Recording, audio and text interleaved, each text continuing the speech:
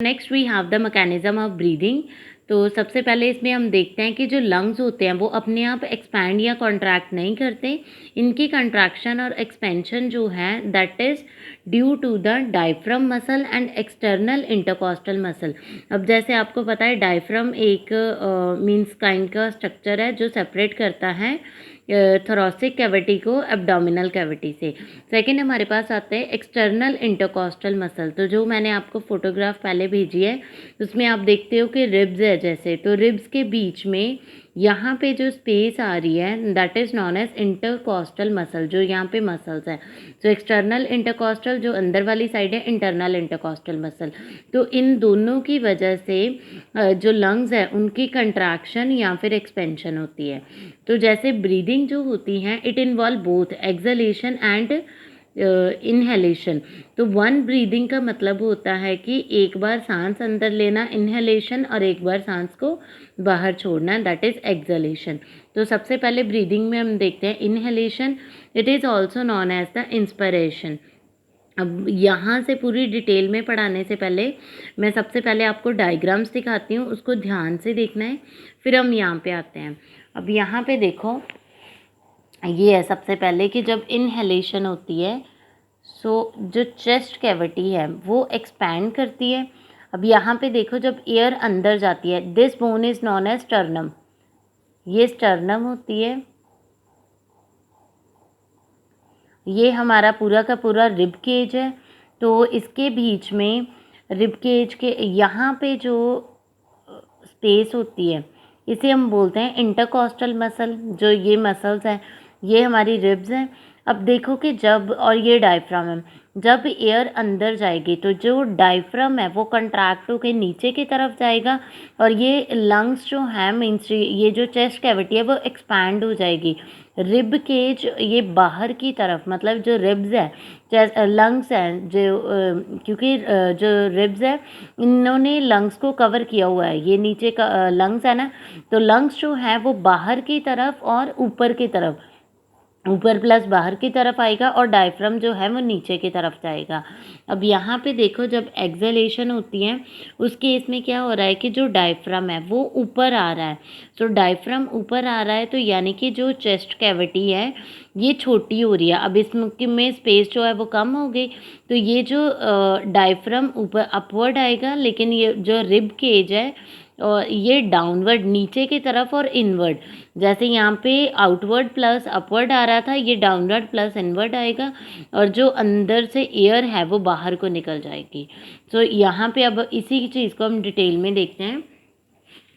सबसे पहले क्या होगा ड्यूरिंग इनहेलेशन, आपको पता है ये प्रोसेस है कि अंदर ऑक्सीजन लेना, फ्रेश एयर अंदर जाना from outside into the alveoli of the lungs, बाहर से एल्वेलाई तक जाना। सो इसके ड्यूरिंग क्या हो रहा है ड्यूरिंग इनहेलेशन, अभी जैसे हमने देखा expansion of lungs, lungs expand कर रहे हैं जो कैसे हो रहा है by the enlargement of thoracic cavity. जो हमारी चेस्ट कैविटी है, थोरिक्स कैविटी है, जिसे हम थोरैकिक कैविटी भी बोलते हैं, इसकी इनलार्जमेंट होती है। तो फर्स्ट स्टेप इसमें क्या आता है ड्यूरिंग इनहेलेशन कि जो डायफ्राम है, so diaphragm is a sheet of tissue ना जो सेपरेट कर रहा है थोरेसिक कैविटी को एब्डोमिनल कैविटी से। तो सबसे पहले जो डायफ्राम मसल है वो कंट्रैक्ट होगा, कंट्रैक्ट करके ये नीचे की तरफ चला जाएगा। तो अब यहाँ पे देखो ये कंट्रैक्ट होके नीचे की तरफ आ गया। अब जैसे ये नीचे की तरफ आएगा तो जो एब्डोमेन वाले ऑर्गन्स है, मान लो यहाँ पे नीचे एब्डोमेन होगा ना, यहाँ पे जो ऑर्गन है वो नीचे की तरफ ही रहेंगे और ये जो चेस्ट कैविटी है, थोरेसिक कैविटी है, ये एक्सपैंड हो जाएगी। सो अब यहाँ पे क्या आ रहा है कि ये फ्लैट डायफ्राम जो है वो कंट्रैक्ट और फ्लैट हो जाता है। So lowering of diaphragm pushes the abdominal viscera downward resulting in enlargement of thoracic cavity vertically. अब जैसे ही ये नीचे की तरफ जाएगा तो जो एब्डोमिनल विस्केरा है, विस्केरा का मतलब कि जो भी इसमें ऑर्गन्स आ रहे हैं एब्डोमिन रीजन में, जैसे स्टमक है, हमारा इंटेस्टाइन है या फिर स्प्लीन है, जो भी ऑर्गन्स आ रहे हैं उसे हम बोलेंगे एब्डोमिनल विस्केरा। तो वो नीचे की तरफ आएगा तो जो हमारी थोरेसिक कैविटी है वो एनलार्ज हो जाएगी। सो उसके बाद आता है external intercostal muscles contract so that the ribs and the sternums are pulled upward and outward. अब थर्ड केस में क्या हो रहा है, थर्ड स्टेप में, कि ये जो एक्सटर्नल इंटरकॉस्टल है, एक्सटर्नल इंटरकॉस्टल मसल, मैंने शॉर्ट फॉर्म में लिख रही हूँ, ये क्या हो जाएंगे, अब इन्होंने कंट्रैक्ट करना है। सो ये जब कंट्रैक्ट होंगे तो जो बाहर की तरफ है, ये जो स्टर्नम है और रिब बोन्स है, ये बाहर की तरफ, ऊपर की और बाहर की तरफ आएंगे, जिसकी वजह से ये जो पूरी की पूरी थोरैसिक कैविटी है और ज़्यादा एक्सपैंड हो जाएगी। उसके बाद क्या होगा, expansion of lungs reduces the pressure of air inside so that the fresh air is pulled from the outside into the lung passing through the nostril, trachea and bronchi। अब क्या हो रहा है कि जैसे ये लंग्स की जो थोरैसिक कैविटी बढ़ गई, लंग्स के अंदर स्पेस इंक्रीज होगी। अब इसकी वजह से क्या होगा, स्पेस इंक्रीज होने से reduce the pressure of air inside, अंदर जो एयर का प्रेशर है वो बाहर के कंपैरेटिवली कम हो जाएगा। तो इससे क्या होगा कि बाहर से जो एयर है, फ्रेश एयर है, वो रश इन हो जाएगी inside the lungs, nostril, trachea और ब्रोंकाई के through. So then fresh air has a richly supply of oxygen. अब हमें पता है कि जो फ्रेश एयर होती है उसमें ऑक्सीजन की ज़्यादा सप्लाई होती है। सो ये जो विच goes into the blood passing the thin membranes of alveoli and blood capillary. तो जहाँ पे जो मैंने अभी आपको पहले डायग्राम दिखाई थी कि एल्वेलाइज जो हैं वहाँ पे पूरा नेटवर्क बना होता है, जैसे ये एल्वेलाई है, इसके पास कैपिलरीज का पूरा नेटवर्क बना है। अब कैपिलरीज में है ब्लड, तो ब्लड ये क्या करेगा कि एल्वेलाइज में से यहाँ से ब्लड कैपिलरी में ऑक्सीजन आ जाएगा, तो ये ब्लड जो है वो ऑक्सीजनेटेड रिच हो जाएगा।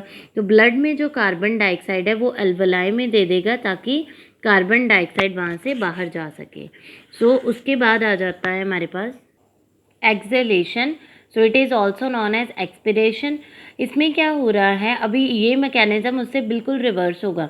सबसे पहले एक्सहेलेशन होता है कि कार्बन डाइऑक्साइड को बाहर निकालना, इसको हम एक्सपिरेशन भी कहते हैं।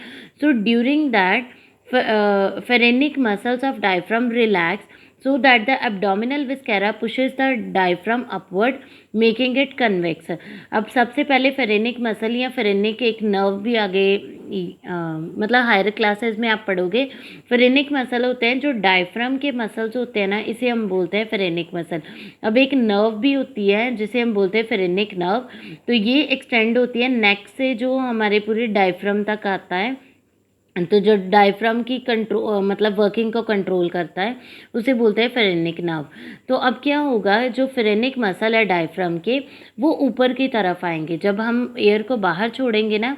तो इसको भी अभी आप करके देखो, अपनी सांस बाहर छोड़ो, यू विल फील कि तुम्हारी जो चेस्ट कैविटी है वो अंदर की तरफ और नीचे की तरफ जाएगी, और जो आपका डायफ्राम होता है वो तो आप चलो फील नहीं कर पाओगे, चेस्ट कैविटी तो फील होती है ना कि वो इनर साइड और डाउनवर्ड जाती है, लेकिन जो डायफ्राम होता है वो अपवर्ड मूव करता है। तो यहाँ पे देखो जब एक्सहेलेशन होती है तो ये डायफ्राम है, डायफ्राम ऊपर की तरफ आ गया। अब डायफ्राम ऊपर आएगा तो ये जो रिब केज है, ये स्टर्नम है प्लस रिब्स है, ये मूव कर जाएंगे डाउनवर्ड एंड इनवर्ड। अब ये डाउनवर्ड और इनवर्ड मूव करेगी तो ये जो स्पेस है लंग्स में वो कम हो जाएगी। अब स्पेस कम होगी तो इसके बीच में ज़्यादा प्रेशर हो जाएगा, ज़्यादा प्रेशर होगा तो उससे क्या होगा कि जो एयर है, जो डीऑक्सीजनेटेड एयर है, मीन्स कार्बन डाइऑक्साइड जो है वो बाहर की तरफ आ जाएगी। अब यहाँ पे देखो, during exhalation phrenic muscle of diaphragm relaxes so that abdominal viscera, की जो एब्डोमिन के ऑर्गन्स है वो डायफ्राम को ऊपर की तरफ मीन्स पुश कर देंगे। तो जो एक्सटर्नल इंटरकॉस्टल मसल है अब वो रिलैक्स करेंगे।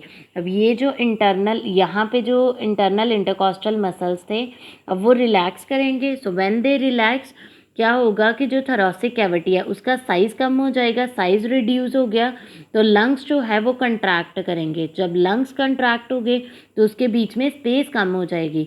तो contraction of lungs raises the air pressure so that the impure air moves out.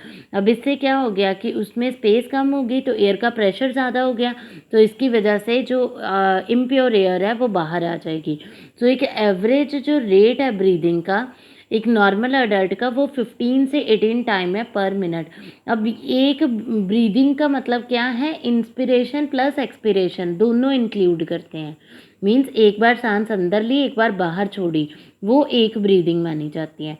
तो उसके बाद क्या हो जाएगा, एक्सचेंज ऑफ गैसेस। तो जैसे हम अपने अब तक हमने देखा कि कैसे कैसे मैकेनिज्म जो है वो होता है, मींस कैसे इंस्पिरेशन होती है और एक्सपिरेशन होती है। Now we are saying about the exchange of gases. अब इसमें है कि जैसे हमने पढ़ा है कि ब्रीदिंग जो है अंदर तक आई, एल्वोलाई में आई, एयर आई, ऑक्सीजनेटेड, ऑक्सीजन ने क्या करना है कि जो एल्वोलाई के ऊपर ब्लड कैपिलरीज है, वहाँ से ब्लड ने एल्वोलाई में से ऑक्सीजन को पिकअप कर लेना है, और उसके अंदर ब्लड में जो कार्बन डाइऑक्साइड है उसने एल्वोलाई को दे देनी है। ठीक है, so this is known as external respiration. So external respiration के बाद क्या होता है, जितने भी लिविंग सेल्स हैं, हर एक सेल तक जब ऑक्सीजन पहुंच गई है, जितने भी लिविंग सेल्स हैं वो परफॉर्म करते हैं simple oxidation of simple food. तो जैसे ये हमने न्यूट्रिशन में भी पढ़ा है कि जैसे हर एक सेल तक ऑक्सीजन पहुंच जाती है, तो ग्लूकोज जो होते हैं प्राइमरीली ये हेक्सोसिस की ऑक्सीडेशन होती है, तो एनर्जी रिलीज होती है। सो इसको हम बोलते हैं एरोबिक रेस्पिरेशन, जिसमें ऑक्सीजन की हेल्प से फूड जो है वो डिग्रेड होता है। सो उसके बाद ये जो एरोबिक रेस्पिरेशन है ये पार्शली होती है साइटोप्लाज्म में, जैसे हमने पढ़ा था ग्लाइकोलिसिस। ग्लाइकोलिसिस जो है वो साइटोप्लाज्म में होती है। सो ग्लाइकोलिसिस में ग्लूकोज से बन रहा था हमारे पास पायरुवेट और पायरुविक एसिड। तो उसके बाद जो प्रोसेसेस होते हैं वो माइटोकॉन्ड्रिया में होते हैं, माइटोकॉन्ड्रिया में जाके एनर्जी रिलीज होती है। So partially in the mitochondria. तो ये एक कैटाबॉलिक प्रोसेस है। कैटाबॉलिक्स मतलब it's a break down process, इसे हम बोलते हैं सेल्युलर रेस्पिरेशन। उसके बाद क्या होगा कि जो कंसंट्रेशन है ऑक्सीजन की ब्लड में अब ज़्यादा है, it is more in blood and less in tissue. Tissue cells में कम होती है और ब्लड में जब ज़्यादा है, जब ब्लड ने अल्वलाई में से ऑक्सीजन को पिकअप कर लिया, और हर एक टिश्यू में ऑक्सीजन कम है लेकिन ब्लड में ज़्यादा है, तो क्या होगा, इसकी डिफ्यूजन हो जाएगी। मतलब ब्लड में से टिश्यू में ऑक्सीजन जाएगी। इस प्रोसेस को हम बोलते हैं diffusion, from the higher concentration to lower concentration. उसी तरीके से टिश्यूज़ में कार्बन डाइऑक्साइड का कंटेंट ज़्यादा होगा, तो वहाँ से ब्लड कार्बन डाइऑक्साइड को पिक कर लेगा और ये एल्वोलाई को मीन्स बाद में क्या करेगा, टिश्यू से ब्लड में आ जाएगा। टिश्यू में कार्बन डाइऑक्साइड ज़्यादा है तो यहाँ पे ब्लड में कम है, तो ब्लड में आ गई through the process of diffusion. So carbon dioxide move from the tissue to blood. Oxygenated blood now become deoxygenated. पहले ऑक्सीजनेटेड था ब्लड, अब ये दोबारा क्या हो गया, deoxygenated. So this is all about the human respiratory system and mechanism of the breathing.